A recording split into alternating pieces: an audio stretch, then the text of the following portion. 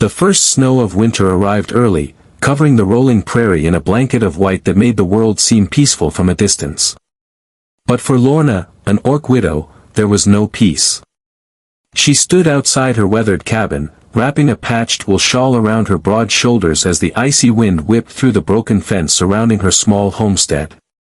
Behind her, 5 little girls huddled near the doorway, watching their mother with worried eyes. The youngest clutched a rag doll missing one button eye, while the oldest tried to comfort her younger sisters despite being only 12 years old herself. Just 6 months earlier, Lorna's husband had died after a logging accident deep in the mountains. He had been strong, hard-working, and respected by everyone in the valley. His death left behind more than sorrow. It left debts, unfinished repairs, and a family with no steady way to survive. Every morning before sunrise, Lorna worked harder than most men in the territory. She chopped firewood, gathered water from the frozen creek, repaired tools, and tried to grow enough vegetables to last through the cold months. Yet no matter how hard she worked, there was never enough food. Her daughters never complained. Instead, they quietly divided every loaf of bread into 6 equal pieces, making sure their mother received one even when they knew she would secretly give it back. The oldest daughter, Mira, had become the little mother of the family. She braided her sister's hair, cooked thin vegetable soup, and sang songs their father used to sing. 9-year-old Elia trapped rabbits whenever luck favored her. 8-year-old Nora carefully patched torn clothing with thread she pulled from old blankets. 6-year-old Penny could always make her sisters laugh with silly stories, while little Rosie, only 4, believed her father had become one of the brightest stars watching over them every night. Their tiny acts of courage kept hope alive. But hope did not pay taxes. One gray afternoon, a wealthy land speculator named Clayton Mercer rode onto the property with 2 hired men. His polished boots looked strangely clean against the muddy yard. He glanced around with obvious disgust. "This land won't survive another winter," he said coldly. "Sell it now, and I'll spare you the embarrassment of losing everything." Lorna stood tall despite her exhaustion. "My husband built this home. And he's gone," Mercer replied without sympathy. "You're one widow with 5 daughters. No one is going to rescue you." The words struck harder than the winter wind. After the men rode away laughing, Lorna remained standing in the yard until the sound of their horses disappeared. Only then did the tears come. She covered her face, trying to cry quietly so the girls wouldn't hear. But children always know.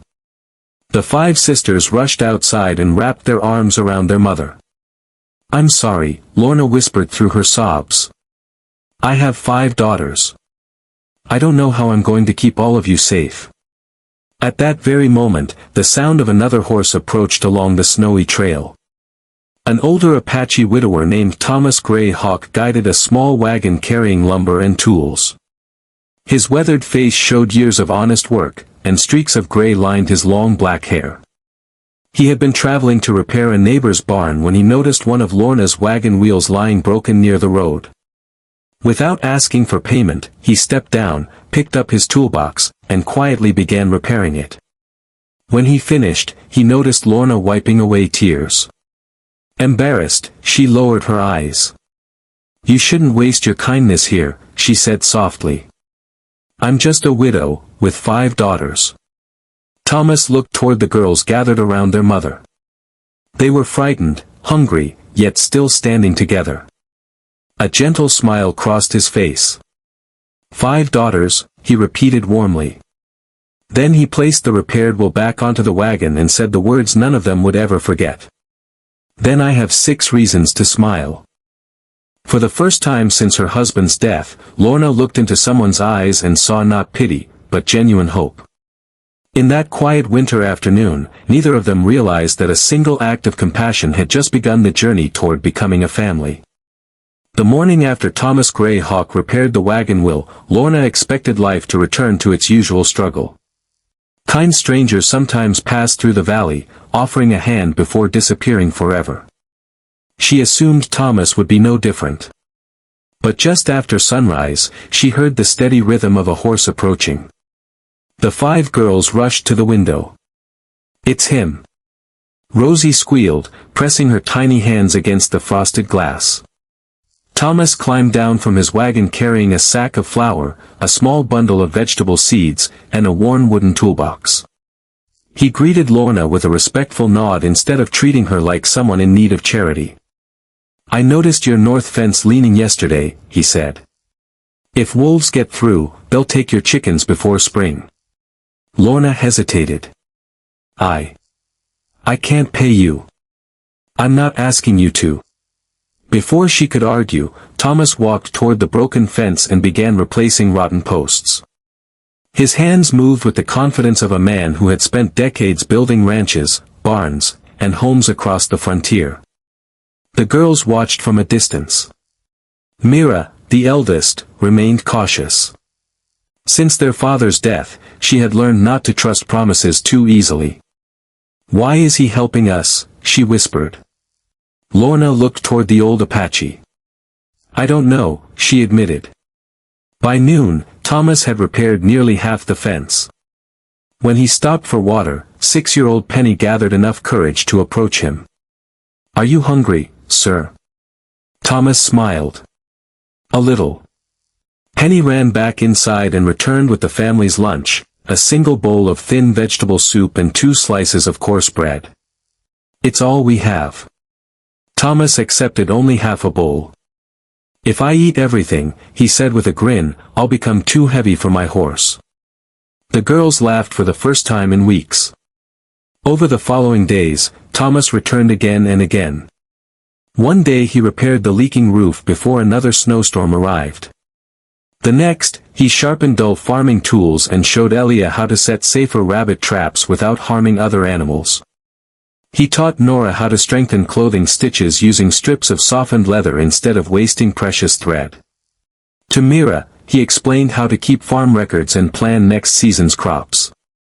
"You already lead your sisters well," he told her. "A good leader isn't the loudest. A good leader makes everyone around them stronger." His words filled the young girl with quiet confidence. Even little Rosie found a place beside him. She followed Thomas everywhere, asking endless questions. "How old is your horse? Can birds get cold? Were you ever little?" Thomas answered every question with patience. "Even old men were children once," he chuckled. Soon the empty ranch began to change. The fence stood straight. The tools worked properly. The girls smiled more often. Even the chickens seemed healthier. Yet not everyone welcomed the transformation. In town, whispers spread through the marketplace. "The old Apache has lost his senses. Helping an orc widow with 5 children. People will think they're courting." Thomas ignored every rumor. When a rancher jokingly asked why he kept returning, Thomas simply answered, "Because decent people don't count the cost of kindness." Meanwhile, Clayton Mercer rode past the property one afternoon expecting to find it falling apart. Instead, he found fresh fence posts, stacked firewood, and 5 laughing girls chasing chickens across the yard. His confident smile disappeared. "This wasn't supposed to happen," he muttered. He realized something dangerous was growing on the little ranch, not wealth, but hope. And hope was much harder to defeat. As the sun set behind the snow-covered hills, Lorna watched her daughters laugh with Thomas while repairing an old wagon together. For the first time since losing her husband, the silence around the ranch no longer felt lonely. She still carried grief in her heart. But alongside it, something new had begun to grow. Trust. Winter slowly loosened its grip on the valley. Snow melted into rushing streams, and patches of green pushed through the frozen earth. For the first time in many months, laughter echoed across Lorna's ranch more often than silence. Thomas Gray Hawk had become a familiar part of daily life. He never acted as though the ranch belonged to him, yet he was always there when help was needed. He repaired the barn roof, built a sturdy chicken coop, and taught the girls how to plant beans, corn, and squash together so they would grow stronger. He never gave orders. Instead, he worked beside them, showing by example that every task, no matter how small, mattered. One evening, after a long day in the fields, the family gathered around a crackling fire outside the cabin. The girls roasted potatoes while Rosie eagerly tried to toast a piece of bread without burning it. Thomas sat quietly, staring into the flames. Lorna noticed the sadness in his eyes. "You always smile for the girls," she said gently, "but when you think no one is looking, you seem far away." Thomas remained silent for a long moment. Finally, he spoke. "I wasn't always alone." The girls looked toward him, listening carefully. "Many years ago, I had a wife named Ayana. She was brave, kind, and laughed louder than anyone I ever knew." A small smile crossed his face before fading. "We were expecting our first child." Lorna's expression softened. "What happened?" "A fever spread through our village." His voice became almost a whisper. "I lost them both within the same week." Silence settled around the fire. "I buried my wife, and the child I never had the chance to hold." Rosie quietly slipped beside him and wrapped her tiny arms around his arm without saying a word. Thomas smiled through misty eyes. "For years, I believed the Creator had decided I wasn't meant to be a father." He looked toward the 5 sisters. "But these girls changed that." Mira lowered her head, trying to hide her tears. "You already feel like family," she admitted softly. Thomas's eyes glistened, but before anyone could reply, Elia came running from the barn carrying an old wooden chest. "Mother! I found Father's lockbox." Lorna looked surprised. "I thought it was lost." The chest had been hidden beneath loose floorboards in the old barn. Inside were faded maps, ranch records, tax receipts, and several folded letters tied together with leather cord. Mira carefully unfolded one of the papers. Her eyes widened. "Mother, these aren't ordinary receipts." Thomas moved closer. The documents showed the original boundaries of the ranch and neighboring properties. More importantly, they revealed that several signatures on recent land transfer papers didn't match the originals. Thomas compared them carefully. "These newer signatures are forged." Lorna's heart pounded. "You mean someone has been stealing land?" The name appearing repeatedly on the suspicious documents was the same one they feared most. Clayton Mercer. The wealthy land speculator had not only threatened widows and struggling ranchers, he had been quietly altering property records to seize land that never belonged to him. "If this is true," Mira whispered, "he could be doing this to other families." Thomas nodded. "And if Mercer realizes these papers still exist, he'll come looking for them." Almost as if fate wished to prove him right, hoofbeats echoed in the distance. From the hill overlooking the ranch, 3 riders stopped and stared toward the cabin. Even from afar, Lorna recognized Clayton Mercer's broad hat. He wasn't passing by. He was watching. Thomas calmly closed the lockbox. "We won't panic," he said firmly. "But from tonight onward, we protect these papers." The 5 girls gathered close to their mother as the riders turned their horses and disappeared into the fading light.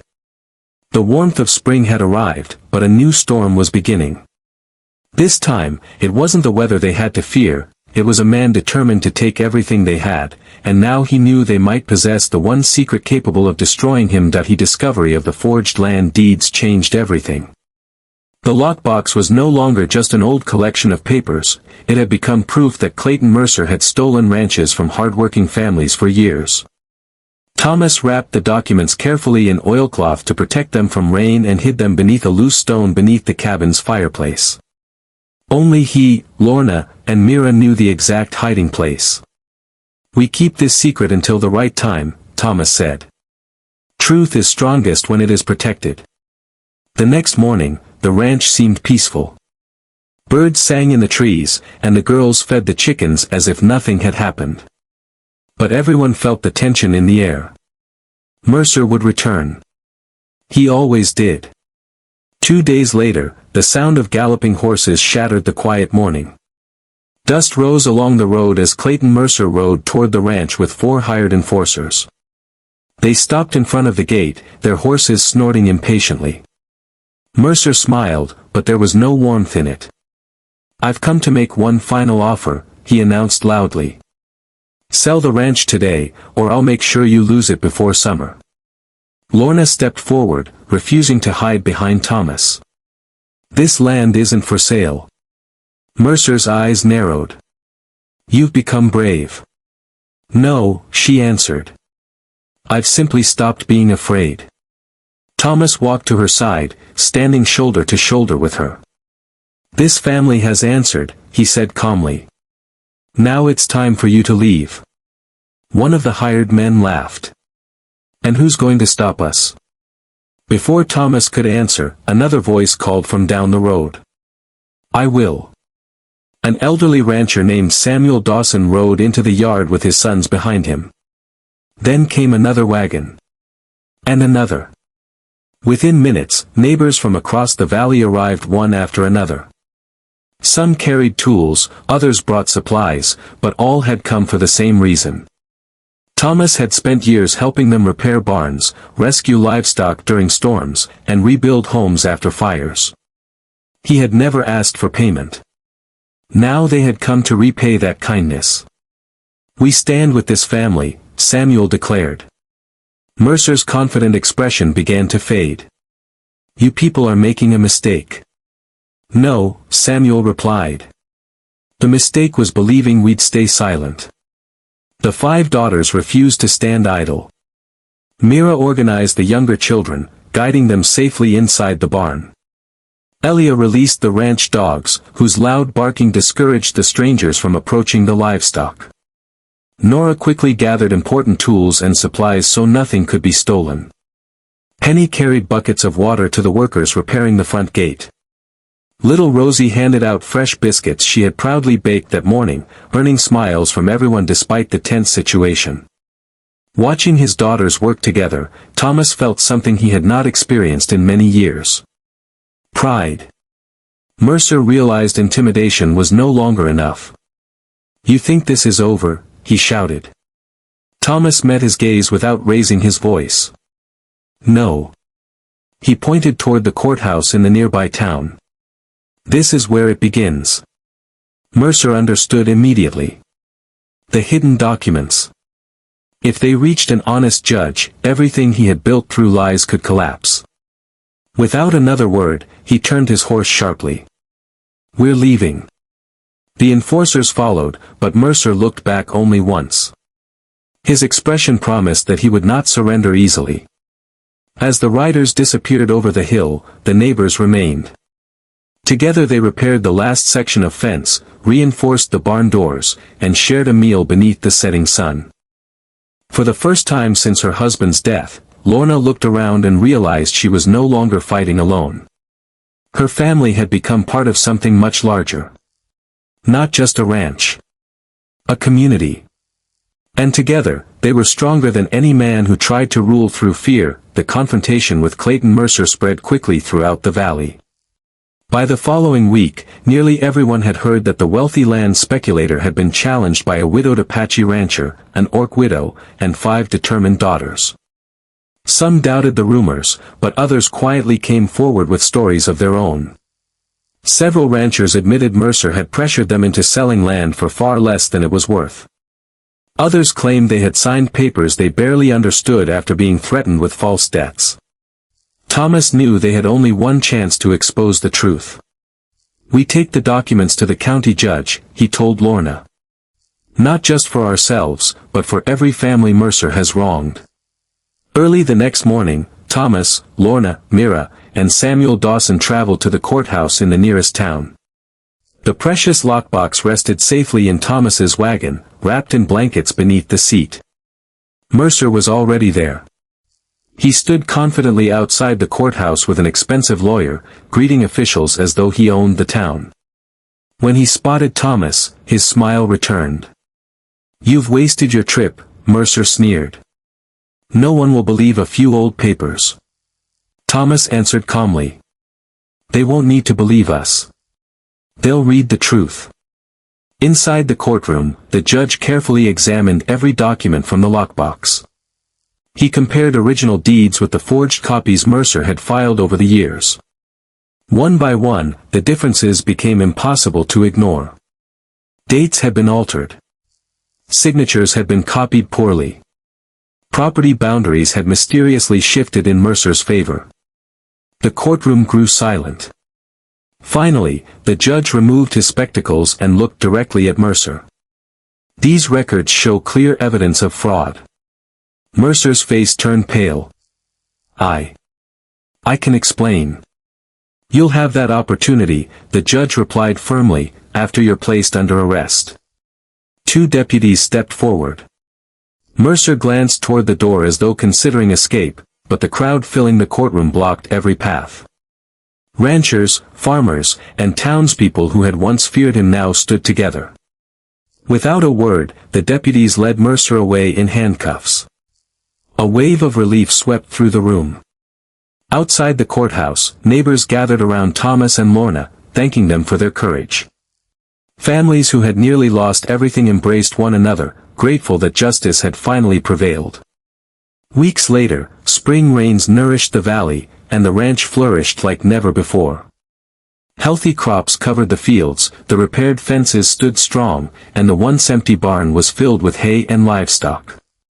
The 5 girls worked together happily, laughing as they completed chores that had once felt impossible. To celebrate the successful harvest, the entire community gathered at the ranch for a festival. Long wooden tables overflowed with fresh bread, roasted vegetables, fruit pies, and smoked meat. Children played games in the meadow while musicians filled the evening air with lively songs. As the sun dipped below the hills, little Rosie tugged gently on Thomas's sleeve. "Can I ask you something?" "Of course," he said, kneeling beside her. She looked up with hopeful blue eyes. "Will you stay with us forever?" Thomas's eyes filled with emotion. He looked at Lorna, who smiled softly through tears. Slowly, he reached into his coat and removed a simple silver ring that had belonged to his late mother. Turning toward Lorna, he spoke from the heart. "I came here to fix a broken wagon." He smiled warmly. But somewhere along the way, this family repaired a broken heart. He took her hand gently. "Lorna, not because you need saving, and not because I pity you, but because I love you and your daughters as my own, will you marry me?" With tears shining in her eyes, Lorna whispered the answer everyone hoped to hear. "Yes." The 5 girls erupted in cheers, surrounding them in a joyful embrace as the entire valley applauded. At that moment, the lonely ranch was no longer just a place to live. It had become a true home, built not only by hard work, but by love, trust, and the family they had chosen together. Summer painted the valley in shades of gold and green. Wildflowers covered the hillsides, cattle grazed peacefully in the meadows, and the once neglected ranch had become one of the busiest and happiest places for miles around. Travelers passing along the frontier often stopped to admire the sturdy fences, healthy crops, and the sound of laughter that seemed to drift from every corner of the property. Nearly a year had passed since Thomas Gray Hawk had repaired a broken wagon wheel and spoken the words that changed 6 lives forever. His marriage to Lorna had brought more than happiness, it had brought healing. The girls no longer introduced him as Mr. Thomas. Without anyone asking them to, they simply began calling him Dad. The first time little Rosie did it, Thomas froze. She had run across the yard carrying a basket of fresh eggs. "Dad," she shouted. "Look! None of them broke." Thomas turned slowly, his eyes filling with tears. He knelt and hugged her tightly. "I've waited a long time to hear that word," he whispered. One by one, the other girls followed. Mira sought his advice whenever she faced a difficult decision. Elia proudly showed him every successful hunt and every new skill she learned. Nora often worked beside him in the workshop, crafting furniture from old timber. Penny still filled the ranch with jokes and songs, while Rosie never stopped asking questions that made everyone laugh. Thomas loved each of them differently, but equally. Late that summer, the county judge arrived with several officials carrying important documents. The entire family gathered outside the cabin. The judge smiled warmly. "Thomas Gray Hawk," he announced, "your petition has been approved." He handed Thomas a neatly folded certificate. "From this day forward, these 5 girls are legally recognized as your daughters." For a moment, no one spoke. Then Thomas carefully read each name aloud. Mira. Elia. Nora. Penny. Rosie. After every name, he smiled a little wider. When he reached the last page, he looked at the girls. "I may not have given you life." His voice trembled with emotion. "But you gave life back to me." The girls rushed forward together, surrounding him in the biggest embrace of his life. Even the judge quietly wiped away a tear. That autumn, the valley celebrated its annual harvest festival. Families came from neighboring ranches with wagons filled with pumpkins, apples, corn, quilts, and handmade crafts. Thomas and Lorna's family entered homemade bread, vegetables, and carved wooden furniture into the fair. To everyone's delight, they won first prize for the finest family-run ranch in the valley. During the celebration, a young rancher approached Thomas with a curious smile. "I hope you don't mind me asking," he said. "Wasn't it difficult taking responsibility for 5 daughters who weren't your own?" Thomas looked across the field. Mira was helping younger children play games. Elia was teaching a boy how to throw a rope. Nora laughed while selling handmade wooden toys. Penny danced happily to the music. Rosie chased butterflies through the tall grass with a flower crown on her head. Lorna stood nearby, watching them all with the peaceful smile she hadn't worn since before her first husband's death. Thomas's face softened. "A long time ago," he said quietly, "their mother apologized to me." The rancher looked puzzled. Thomas smiled. "She said, I have 5 daughters." He paused, remembering that snowy afternoon. I answered, "Then I have 6 reasons to smile." He slipped his hand into Lorna's. "But I was wrong." The rancher raised an eyebrow. Thomas looked at his wife, then at each of his daughters before gazing across the thriving ranch they had built together. "I don't have 6 reasons to smile anymore. I have a lifetime of them." As the sun slowly disappeared beyond the western hills, the family stood together on the porch of their home, watching the golden light wash over the fields. The hardships of the past had not been erased, but they had been transformed into something stronger: hope, love, and a bond chosen by the heart rather than blood.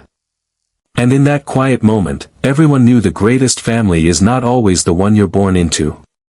Sometimes, it is the one that chooses you every single day.